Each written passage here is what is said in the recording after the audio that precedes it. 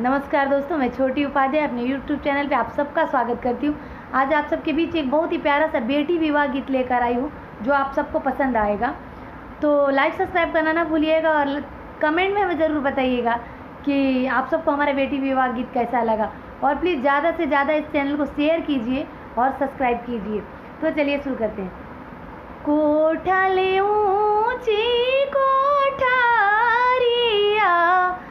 ओई में पलंगा बिछाय, ताही पलंग सुतेले दुल्हा दुल्हन सुखानी नारिया।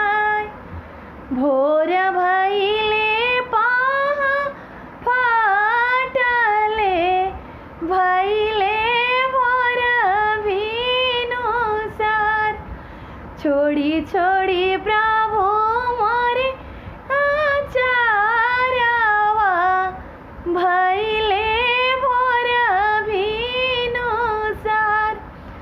ससुर दुआरे जोगी खाड़ भइले भिक्षावा देइया।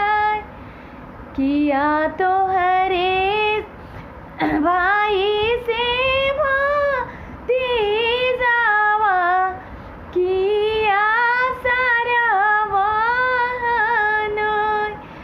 किया तो हरे जरी के यारावा भिक्षावा देवे जन। नाही हमारे भाई से भतीजावा, नाही नाने के यार। नाना दो के नाते नाना दोइया भिक्षावा देवे जाय। छोड़ी छोड़ी प्रभु मोरे आचारवा भिक्षावा देइया। ससुर दुआरे जोगी ठाड़ भइले भिक्षावा देइया। किया तोहरे भाई से